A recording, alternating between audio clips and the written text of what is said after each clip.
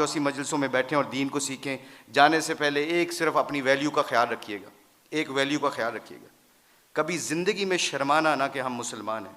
लोगों के चक्करों में आके दुनिया में मैं ऐसे फिरता हूँ। मैं इंग्लैंड की 6 साल कोचिंग की है, उनके हर फंक्शन में ऐसे हुलिये में जाता हूँ। एक चीज़ देखना, एक दफ़ा हमने वर्ल्ड 11 का मैच खेला था और उसके सामने एक अजान दी थी। सईद अनवर की ज़िंदगी बदली, पहला सईद अनवर क्रिकेटर, उसने अजान दी, पूरा इतना बड़ा हॉल था, कार्डिफ का वाक़या था।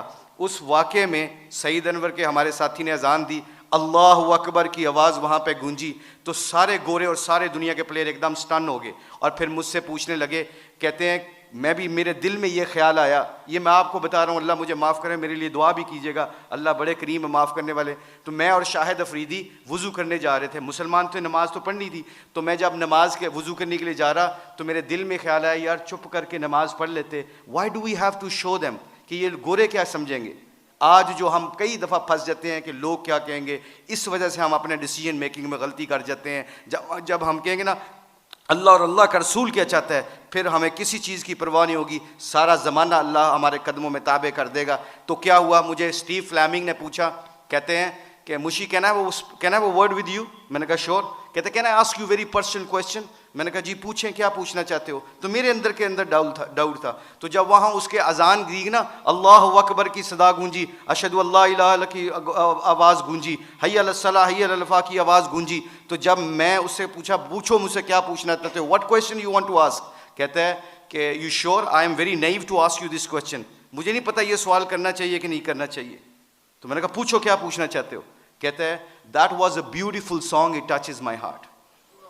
जे तुसी गाना गाया ना, मेरे दिल नू लगा। उसके दिन के बाद, आज के दिन बाद हमारे खिलाड़ी, करोड़ों रुपए का भी कॉन्ट्रैक्ट होता है, अल्लाह की कसम। एक हमारे खिलाड़ी ने करोड़ों रुपए का कॉन्ट्रैक्ट हो रहा था मेरे सामने, उसने कहा प्लीज़ अजान का आवाज़ आ गई है।